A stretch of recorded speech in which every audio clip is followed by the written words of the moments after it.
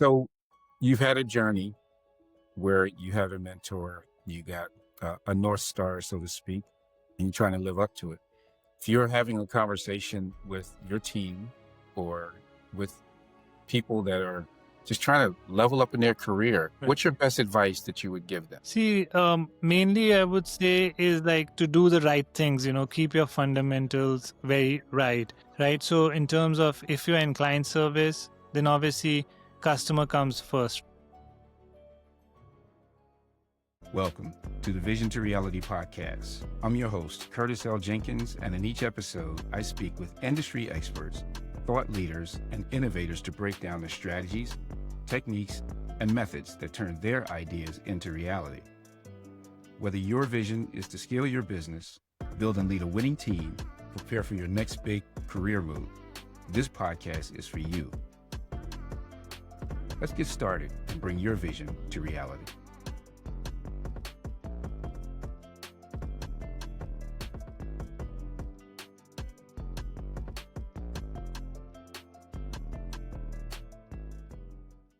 Hey, everyone, and welcome back to the Vision to Reality podcast, where we highlight amazing leaders, people who have turned their visions into reality. I'm your host, Curtis Jenkins, and I'm so glad you're here with us today. Today, we have another amazing episode lined up.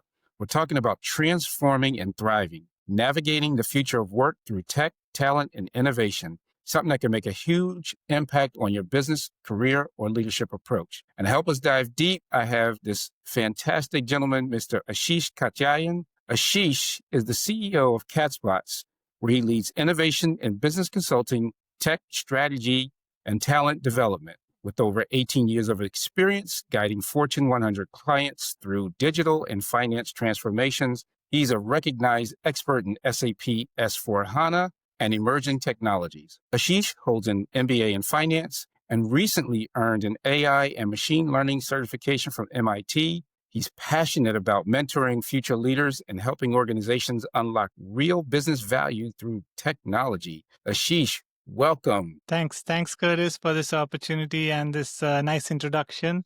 I'm really humbled and also like an esteemed company and to have this dialogue with you. So looking forward to it. Oh man, when you volunteered to come on and hang out with us, I thought that was amazing because I have had the opportunity to work with you and to see the growth of your company and see how you pour and develop into people. Why do you do this? Why Katbotz? Why do you do what you do? Why do you develop people? Talk to me about that. Sure, Curtis. I mean, at the heart of it, it's obviously it's deep rooted in the philosophy that my mentor has kind of ingrained in me. I've been part of a lay Buddhist organization for over like 15, 20 years now, and that kind of helped me understand, like in terms of how we can bring about a positive change in the world, and that happens at a human to human level. And essentially, being part of this wonderful organization, SGI USA, and my mentor, Dr. Daisaku Ikeda, they helped me instill in me this goodness, which helped me, like, make sure at the very tactical level, at the human to human level, I can bring about that change. But then, obviously, in terms of when it comes to work and helping bring about the change, there are many other complex things that need to happen in order to make that change happen. But at the same time, I feel like, all of us have so much potential. And if we are really able to tap even a small portion of that potential in each human being and all these amazing, talented individuals, we can continue to solve so many complex problems that are out there in the world. So ultimately, at the heart of it, I ardently believe that we want to bring about a positive change in the world by giving people the opportunity, nurturing them, and helping solve these problems, that businesses face. And ultimately, businesses serve customers, and customers are us and you. So ultimately, we bring about that change one person at a time. Awesome. And look, I just read about your recent certification in AI and machine learning. Tell us about that journey. Sure, Curtis. And I've been always been a learner from the get-go since I started my career with IBM in SAP. And, I've realized very soon that, hey, this world is all about knowledge and you got to continue to grow. And if you want to be relevant and if you want to add value to people and to organizations you serve, you got to be knowing the latest and greatest. So when AI came about, I was curious, to know, hey, what is this about? And is it just like some kind of new gimmick, or is it something real? So I wanted to get under the hood view. So I was researching, and the MIT certification came about. And to the power of AI, on Facebook, it actually popped up like, hey, this is the course you want to take. Obviously, I did my due diligence and I spoke to the professors there, Professor Martinez, and forgetting the name of the other gentleman, but amazing people. Like they told us and taught us from the very ground up in terms of what is happening behind the scenes, in terms of the computer systems that are involved. How do you design an AI product? How do you then go about using it to solve something real? We actually did 2 use cases and develop an end-to-end product with regard to the prototyping that we did. We were actually predicting the man of the match in cricket based on the historical data, and we actually had the result that was the real man of the match. That and based on the historical figures, we kind of were able to validate that the computer system was almost like predicting 70 to 80% of the times, despite the complex data that was available, starting from the number of balls that were played, and then like the batting averages and different things that was fed into that model. It was able to give us a fairly accurate result. So, and that MIT journey in terms of AI ML was really amazing, eye opening stuff. And there were like about 60 other talented professionals who we work with. So those dialogues and exchanges helped me like open up my mind and really connect back to the real business problems that we need to solve and that we can solve with AI, right? But it's also going back to those 20 years of experience that I've had in the industry working for these amazing clients and amazing consulting companies that help me connect back to like how AI can be used to further improve the systems or the processes and solve some of these problems. Okay, that's interesting. Sounds like the Moneyball situation, right? Using technology to figure out how the Oakland A's were able to win a championship based off of just using technology, math, and statistics. So, what are we doing right with AI, and what are we doing wrong with AI? See, I think, Curtis, in general in the world, right? I feel there's so much of suffering and there's so much of things that can be improved, right? The ground reality is we have so many amazing tools with us, but are we really using it to solve the problems? There are many places where the education is not there, proper healthcare is not accessible. There's some of the basic things that are missing for the people, right? I mean, there are many problems that we can solve with AI and computer systems and some of the basic good practices, so I feel like there's a lot of potential using AI. Personally, on my pet project is going to be like, to help improve the finance transformation space for CFOs and really help kind of be able to use AI technologies to kind of have more predictive, more accuracy in prediction of the numbers. And also because that once your finance is more efficient and then the CFOs and the leaders have very clear picture of financially what makes sense, they can use those tools to then help further enhance the impact of the organization. That's one of the ideas. Okay. And so I wanted to hit on what are we doing wrong, right? Especially, you hire people. Are you seeing misuses of AI and things that you would say, don't do that as it relates to AI in job search and or executing your job? Yeah, mainly, Curtis, I think the potential of AI is not being used fully. I already see some of the people like who are not using the obvious, right? And I don't know, maybe for some reason they just close to the new technology or they just don't feel like connecting to that and they just feel like they can make it happen. But I would say don't be the person to be like that guy like who's not being in tune with the latest that's happening in front of your eyes, right? So there's so much we can do. Like say, for example, writing your resume. Obviously, we can't make the AI write the entire thing. We got to feed it and make sure we can polish it. And then writing your emails, it could help you obviously with your LinkedIn profiles and other things. I think we got to be able to use it more. In fact, like in our SAP implementations, right? We have like Joule AI coming in and we can use it to write code. We can use it to write functional specs. We can use it to write configuration, like find out what configuration need to be put in place. So if we don't move forward with the time, we continue to be like inefficient, right? So I think we need to use more of it. I have personally not seen, like, there could be people who are using it negatively, but obviously there has to be more guardrails in place so that people don't use it for the negative reasons, right? Can you tell when somebody's used AI and when? Yeah, I think that could be like some of the places it could be obvious when people are just churning out content and tons of content. Just it becomes very kind of machine sort of content, right? But if I have used AI personally, right, to write my posts, but Mhm. I add some human element to it. Say, for example, I give it my picture and it polishes in form of a painting, or like I give my genuine idea, but then it makes the grammar look good and look at like flow. So my Yeah. English is not like perfect. So, and also, why should I waste time kind of trying to make it like perfect, when Yeah. AI and the computer systems can do that for us. Yeah, that makes sense. And so, do you foresee people using AI to say represent them in interviews in the future? And what would you feel about that if that was to occur? That could be a way to, I would say, show your skills, how you have used AI to represent yourself. Maybe in the future, that could be a thing. Hey, this is my avatar coming in. Look at this, how cool things this person can do. It almost becomes like a agentic AI. It becomes like a product at that point, right? Yeah. Like, hey, so I would maybe we hire that person because he's so efficient.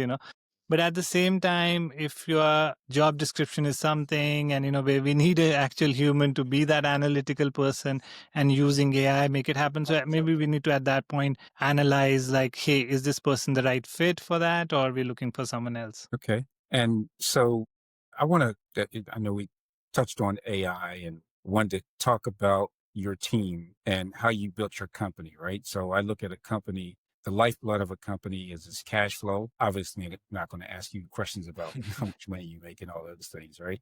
I'm assuming you're successful, but you had to build a team from scratch. Walk me through that journey. So, first, why did you build Catspots? I think you kind of touched on that in the beginning, but okay, you've built it. Now you got to staff it. You got to put some amazing people in place.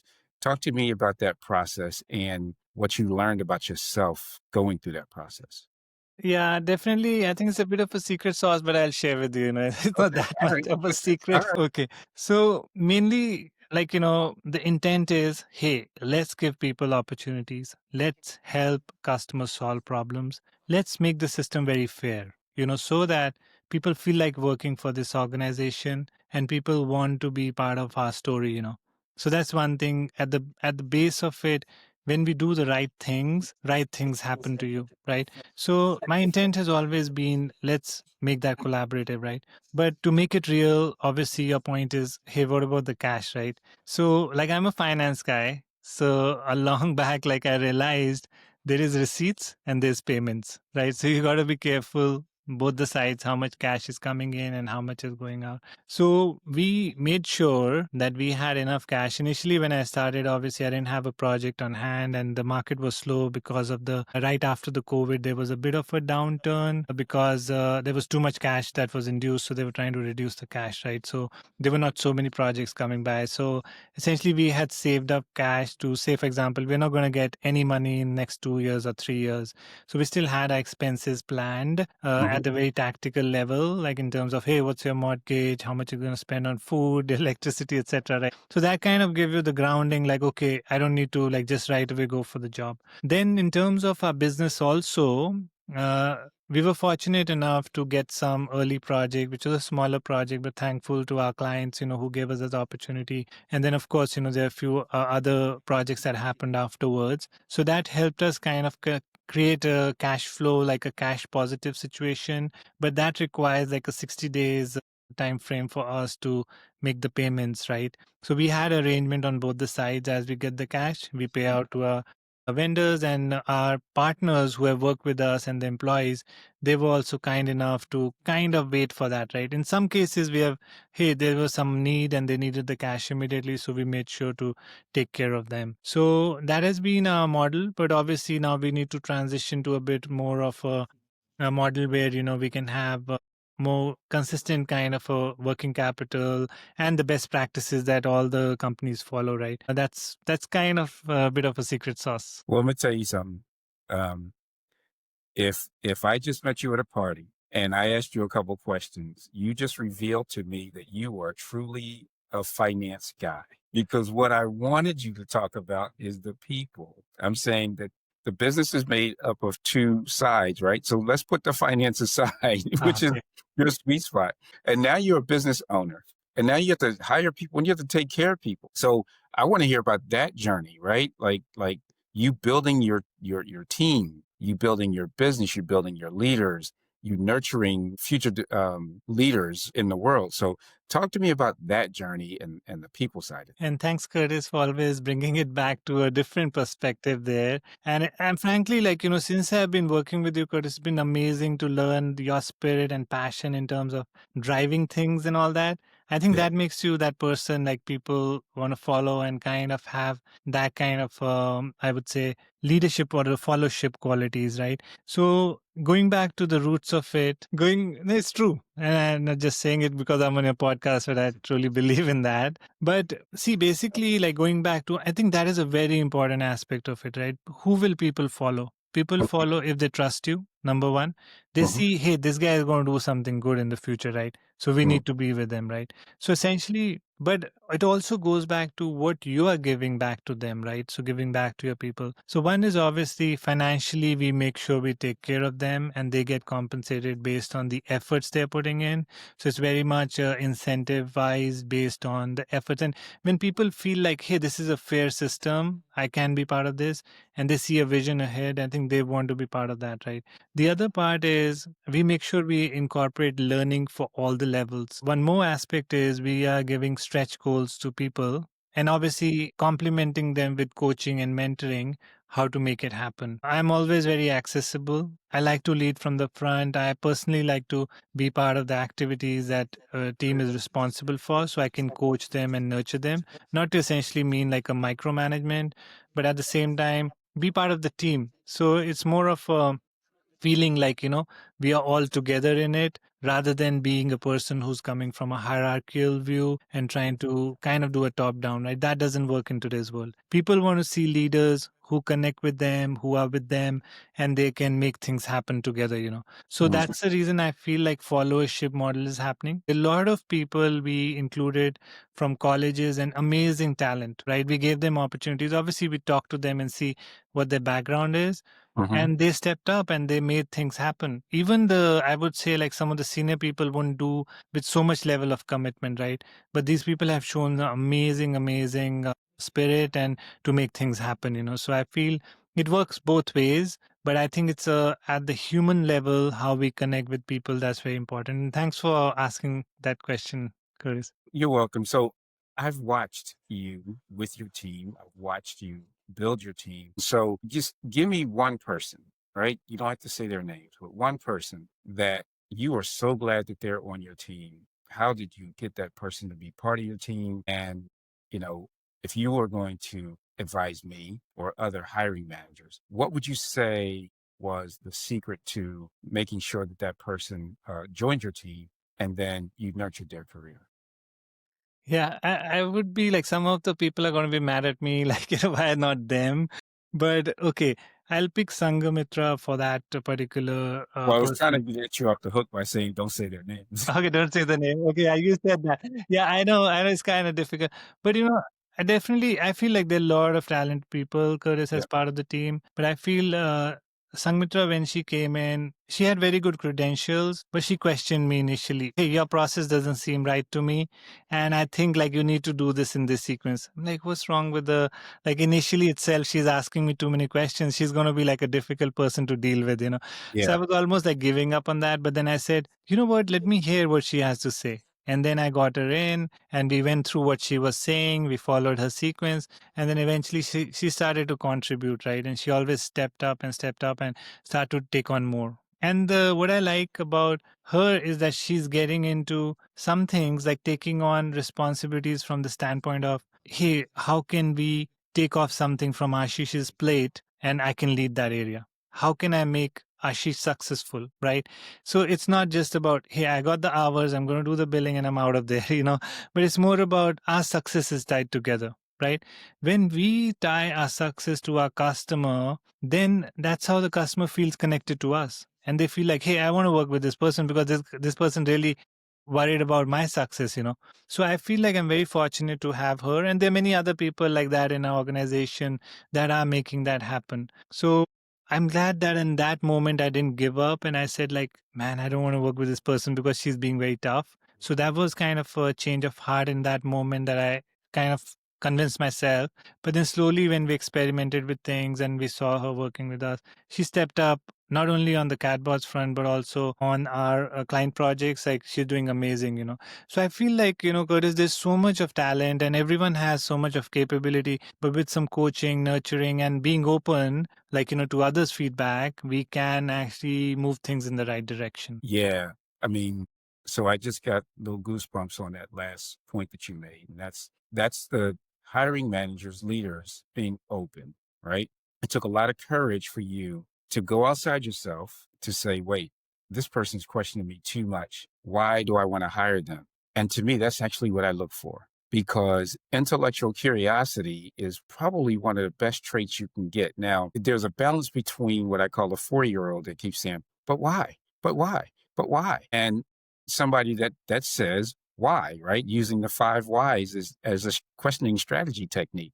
But the idea here is that what you said, you allowed someone to showcase their talent by questioning things. And the way I look at that is I put people forward, right? So if I'm interviewing, I put them forward and I put them in front of other people. And as a project manager, I'm like, I want you to ask those questions, right? You're questioning processes. So yeah, if I'm talking to hiring managers right now, let's not be homogenous and look for people like ourselves. Let's look for people that push us, right? And push us so that we can be better. That frees you up to Yeah. work on the business and not in the business as an entrepreneur. So I appreciate that story. And I'm sure, tell me the name again. Sangamitra. Sangamitra. Sangamitra. I'm sure she appreciates it as well. Yeah. As well. So what's your next move, Ashish? Yeah, this like, frankly, Curtis, being part of the business world has opened up like so many possibilities. Mainly, I feel like, there are a lot of opportunities out there that we can dive into. But my first thing would be to stabilize Catbots and continue to support the people around Catbots. But then also see, how I can contribute back to society in some of the initiatives where we can touch the lives of the younger generation, help them kind of, have more hope in their lives and also better education and better opportunities.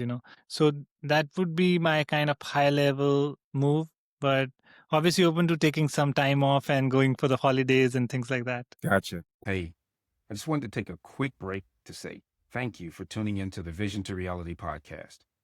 If you're enjoying the show, be sure to hit subscribe so you never miss an episode. And if you're ready to level up your business or career, I've got some great resources for you. To turn your business vision into reality, my book, Vision to Reality, Start Working, Start Living, is available now and filled with strategies to help you bring your goals to life. Plus, the companion Vision to Reality digital workbook is the perfect tool to guide you step by step through the process. You can grab both at curtisljenkins.com.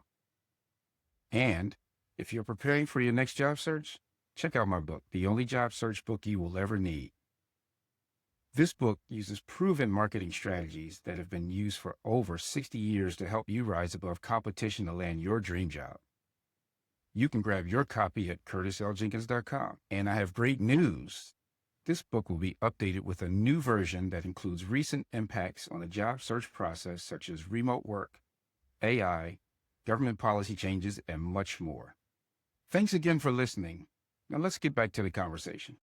When we talk about the people, again, I'm coming back to job seekers, right? And people that have come to you. What are you seeing and what do you recommend in terms of the soft skills and the technical skills? Yeah, I think that's a very apt question there. And, being in 20 years and kind of, growing through these amazing organizations, like, big consulting firms and serving like a lot of the large clients, right? What I see at the end of it, it's your spirit and it's your willingness to go that extra mile to make things happen, right? Like I said before, hey, are you in it just for the sake of it or be there and just show up? Or are you going to make things happen and make things successful? First of all, your attitude needs to be in the right place, right? Second thing, put the effort every day. Okay, we have an 8 hour work schedule, but have 2 hours for your learning and have 1 hour for your networking. And it's not that bad, frankly. If you organize your day, you discipline yourself, you can make those things happen. So to the job seekers, okay, if you're not getting the job right away, make sure don't give up,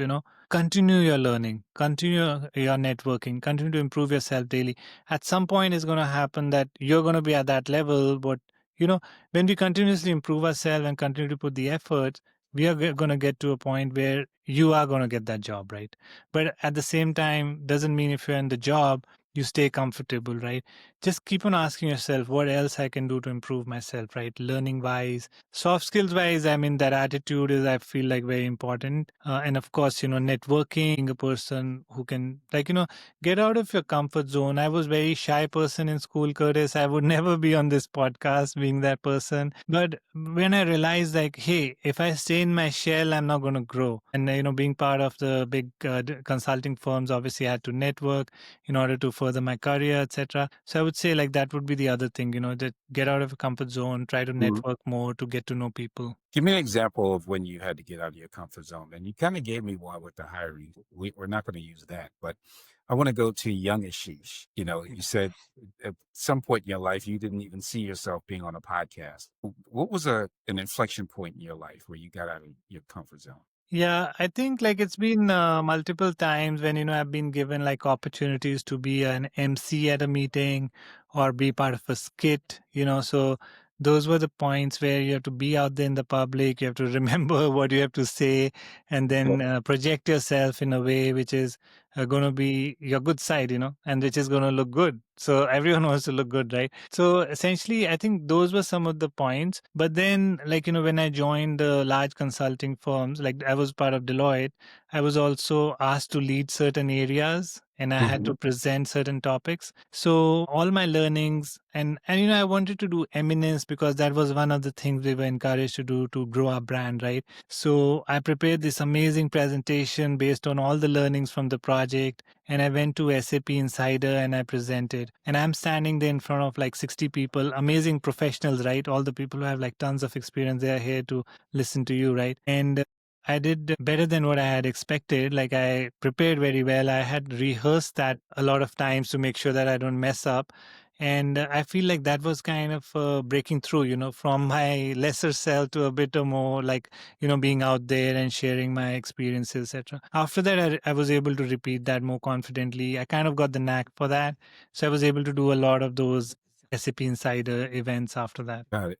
Got it. I just want to, if you can take one moment, one story, a specific one, right? So you kind of like highlighted your journey, but take me into the mind of the actual story where you just knew you came right out of your comfort zone.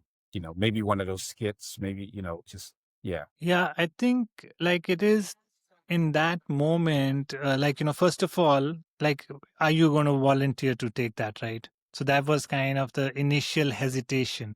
But what was the scenario? What's the scenario, right? It's like, let's talk about the situation where I had to volunteer for the skit for my like community initiative, right? So where I had to be there, I had to act and I had to be on stage, I had to remember my part and do that. So it's a lot of effort, right?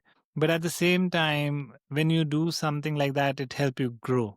What was the name of the play? It must have been like something around, I mean, it's been some time, but it was Okay. maybe I something know around I'm challenging your memory here. I just wanted to get inside, but keep going. Go ahead. Yeah, I think like it must have been around some of the like the human aspects of like how the human beings behave and what their correct behavior should be, right? Yeah. In terms of your like thoughts, words, and actions kind of Yep. connected to your Yep. karmas. So, like, essentially, why I wanted to do that was it's kind of a way for me to contribute back to the organization. That was the intent. But also, the intent was for me to grow as a person, right? Mhm. So, I went back and I thought about, like, in that moment when that person asked me, "Hey, would you like to do this?" I said, "Yeah, it is for the general good of the people. So, let me volunteer for it." And the other thing is, hey, when you make a cause, you're gonna grow too as a person, right? So then I took that on at that point. After that, it was about, hey, what about the script? So let's write the script. And what the sequence of the play is going to be, obviously, we all brainstormed and kind of came up with the script. Okay, Ashish, you're going to take care of this part. This person going to take care of this part. And then when we hit the ground running, and people were very friendly, right? It was a nice audience. It was a community thing, right? It was a small setting. There were 20, 25 people in that group. And so it was a very good experience. And then at that moment, I also realized, first of all, being there and not being nervous and being able to present to those people, that was first breakthrough. And the other thing was, hey, I could do that. It wasn't like that difficult. And everyone around you is supportive. I think what gets into our head, Curtis, is like, what is that person going to think about me? Yeah. How that's going to play out. That's right. Don't get too much in your head. Just go do that thing. What do you Yeah. feel like doing, right? In the sense, the positive, from a positive angle standpoint, right? Yeah. So you talked about your role model, but I want to understand this particular role model or your parents. Who was your who was your influence, right? Like every time you faced adversity, who came to mind that helped you get through it? Yeah, that one single individual would be Dr. Daisaku Ikeda, but I wouldn't discount the fact of my parents, the kind of upbringing they have given me. In fact, I've been like privileged, I would say, like to go to a very nice boarding school in India for 12 years and the amazing people I met there. So I think it's the community that help us grow as an individual. And then also, like as we go through these life journeys, we meet so many people. And there's one person I very categorically want to point out. He was a senior manager with Deloitte at that point. His name is Fabio, and he was this passionate senior manager, and I was like a senior consultant. I was looked up to him, like how he was getting things done. Hmm. He was a amazing role model because he was a people person. He could connect with you, but at the same time, he could coach you and mentor you. Hey, Ashish, these are the things you got to do in a very nice way, right? Without really hurting your feeling or without really making you look like a small person. But Hmm. okay, you look up to this person like, man, I want to be like that person. So then that was one a person I feel. Then there are other people, that who I definitely work with, senior leaders from Deloitte, and throughout my career, I met like so many amazing people. In fact, as part of our current projects, we get to meet like so many people, Curtis, and it's a learning journey, right? But fundamentally, in terms of the spiritual aspects, I feel like Dr. Daisaku Ikeda has been a person who has helped me shape my, like, the philosophical foundation, Hmm. because he comes from the angle of humanity and peace. And he talks about human revolution, the concept of human revolution, right? And it's a never ending process to improve yourself, right? And thereby making our society better, one person at a time. So I have read a lot of his books on, in terms of like, behavior as a human being and Hmm. who we want to be, who we should be. And obviously, that's a very high target, and I may be falling short sometimes, but I always keep that as a beacon and as a guiding light to always step up to that level. Got it. Okay. So you've had a journey where you have a mentor, you got a North Star, so to speak, and you're trying to live up to it. If you're having a conversation with your team or with people that are just trying to level up in their career, what's your best advice that you would give them? See, mainly I would say is like to do the right things, keep your fundamentals very right? So in terms of if you're in client service, then obviously customer comes first, right? So always keep them in your mind in terms of what you're delivering. That's one thing. But then it's not just a mantra out there that we just got to recite it, but we got to make it happen, right? What are we doing on a daily basis to make that happen in terms of our actions, the actual deliverables and things that we need to work on? But then what are you doing for yourself to be able to make that impact? Because you need to grow yourself on a daily basis in terms of your learning and for you to be relevant to your clients, right? So essentially, it boils down to you as a professional. What is the value you're going to, are you going to bring your A game on a daily basis and make sure you be the person who's going to make things happen, bring people together and move forward, right? Help us move forward. So my advice to my people or people who are listening, the job seekers, right, is that always reflect on yourself on a daily basis, see what you can do better, right? In terms of your learning and the impact you're going to create in your day-to-day life. Do you have any tools or tips for that? I mean, like I can tell you very specific things around SAP. There's SAP has like entire library, and people can reach out to us, to my team and me, and we can share that entire like set of things. There's help.sap.com. It has the best practices. It has the application library. It has everything in the world you need to learn SAP. There's like learning.sap.com. There is like, a lot of content on LinkedIn that you could use. Udemy has some courses. And then also, like, there's like a lot of content. Communities.sap.com has like communities around AI. There's also around finance and all the different topics you can think of. I feel in the knowledge economy, we have a lot of information available, but we need to decide, hey, this is going to be my focus area, and then continuously put the effort to learn, right, to get there. Okay.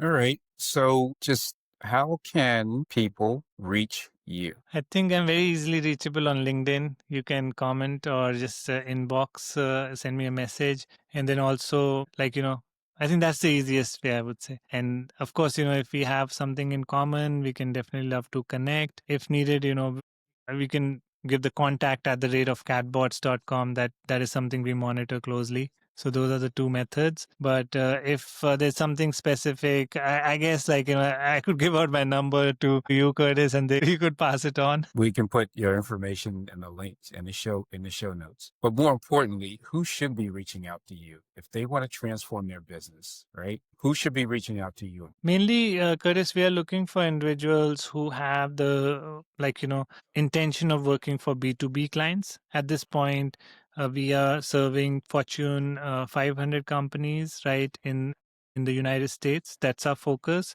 So if you feel like, hey, you want to be part of a business consulting sort of business or tech innovation, if you have that background from tech or from business, then we would love to talk to you. And obviously, like, we have to go through a bit of a vetting process to make sure we get the right people. But we also have a very good internship program where we are trying to train people, maybe if you're eligible for that. So that is another way we could get you up to speed. And then, I mean, like depending on, what the situation is, we could then kind of address it accordingly. Like either you become part of our team or the internship program, or we could in general guide you where you could further tap into the opportunities that are out there. Okay. Ashish, what was when you came on the show, there's probably a certain questions that you either anticipated that I'd ask or that you would hope that I would ask. So what's that one question that you would hope that I would have asked that you can give me the answer to that sort of gives the essence and the experience of Ashish and Katbotz? Yeah, I think I thought you'll ask me, hey, tell me your journey from the beginning to end. And I could just wrap it up very quickly in that. There was also something I saw in the beginning. They were saying, what is the advice you would give yourself, like if you were younger? Like in one of the training videos, I thought that would have been a question. So those are two questions I need you to answer right now. Okay, sure. The advice I would tell myself, the younger self, I was in a very bad situation, I would say. Like, I was a very hopeless person before I joined this amazing organization, the SGI USA. Essentially, like, I had lost hope, at that point. So I would tell myself that, hey, there is a lot of hope. There's a lot of things that can happen in your life. So don't ever give up hope. I would tell that person, right? It's only that you have to take action. You have to do your karmas, your thought, word, and action. And things are going to fall in place. If you do the right things are going to fall in place. So that's one piece of advice to younger me when I was hopeless and kind of feeling like, hey, there's no love, there's nothing going to happen in the future. It's like totally lost. What's happening around that time? Like that you felt that Yeah. way? I was kind of suffering a very bad breakup after like 3-4 years, right? So, and on Love is a top of great that, teacher. you know how that goes. I'm sure you've experienced it or not, but I don't know. I don't think it is a human that's an adult that has not experienced some type of loss of love. I think that's the rite of passage into life. But go ahead, keep going. Yeah. So yeah, that was on top of that, my career wasn't taking off. I had gone back to work for my dad, which happened to be a good thing. I worked for 2.5 years for my dad in the distribution business, which helped me kind of level set and also be closer to more love and care with the parents. I was away for my studies before that. So that helped me recover. But then again, my karmic cycle was doing the same things over and over again, just be the party mode and just spending money and not really making my own money, just spending parents' money and things like that. So that was giving me in the very this cycle. But with the new philosophical shift and the ideas that came in my life, it was more about being the protagonist, about bringing the change, about Like taking responsibility, about doing things every day. And so that turned it around. And of course, once I changed myself, they say once you change yourself, then the universe will change. that's right. That's right. I like that. And being the protagonist, not being a victim. I love that part. Thanks, Curtis. And just to tell you a little bit about my story, right? I'm Yes, born please. in a small town in the Himalayas, very beautiful place. I would love to invite you, and anytime you want to go there with the team, I'll definitely host you guys. But amazing thing, like, is a very close knit community, very nice people in the small town of Kulu and Himachal Pradesh in general, the state, right? And it's a very slow paced kind of life there. However, I went to the boarding school. I was very deep into like sports and very active. I was also the house captain in my schooling years, which meant like responsibility for like maybe 100 kids, like being the leader for them. But then I went and studied in my commerce and MBA in Pune. During those years, I kind of did dive deeper into the finance aspects, and that became my kind of my career thing. And when I started my career with IBM after working for my dad for 2.5 years, then that's where I started to realize like, oh wow, there's like so much happening in the corporate world, and organization like IBM exposed me to a lot of the larger companies. And then it's been like amazing journey, and very thankful for having that tough time in the love life and having a low to compare to then bouncing back, and coming to this amazing corporate world, amazing talented people, both on the client side and in the organizations like IBM, Lloyd, KPMG, and our clients. So I get to like meet amazing people, go to a lot of cool places, and then at the heart of it, when I worked for my dad and, as a kid, I always wanted to have a business. So that because of, I worked in America, I feel like, that gave me like the foundation, and the US makes it like very easy. And I feel it's very encouraging because the things are there around you, the ecosystem to help you grow and scale in a way that if you're committed and you're doing the right things, then things are going to fall in place. I feel like that was kind of an exciting journey, and I'm looking forward to like the future, and my dream is to be in the Nasdaq or somewhere, the opening bell or something. Nice. Nice. You're gonna ring the bell. Okay. Yeah, and if we can go there together, Curtis, like when that happens. Hey, you go in there to ring the bell. I'd love to be there. Thank you. Yeah, yeah, That would be awesome. let's see. All right. Well, I want to thank you so much, Ashish, for joining us today. I mean, your story is incredible, and I love the vulnerability, right? So we've been through, me, myself, have been through a journey where love was in the middle of it, and that first heartbreak. I think it was Richard Pryor or Eddie Murphy, one of them, that said, as comedians, you're not a man until you face that. So, and many of us face it in so many different ways, right? In our lives. I mean, when I was working and got laid off, I mean, I love what I do. I mean, that was heartbreak, right? And Yeah, it's one of the reasons why I'm doing this right now, and is to help people and help job seekers go through and learn. One, you can't give up, right? yeah. Remember, it said persist, and that there are so many different people out there that have these journeys and they want to help. So thanks for sharing your tips and your tricks to help with all of that, and I appreciate you. And for those of you that are still with us, thank you for joining us for another wonderful episode. Until the next time, stay safe, stay healthy, and see you then. Take care. Thank you, Curtis. Bye. Talk soon. That's a wrap on today's episode of the Vision to Reality podcast. A huge thank you to today's guests. You can find all of their contact information and any resources mentioned in the show notes below. Also, can you do me a big favor?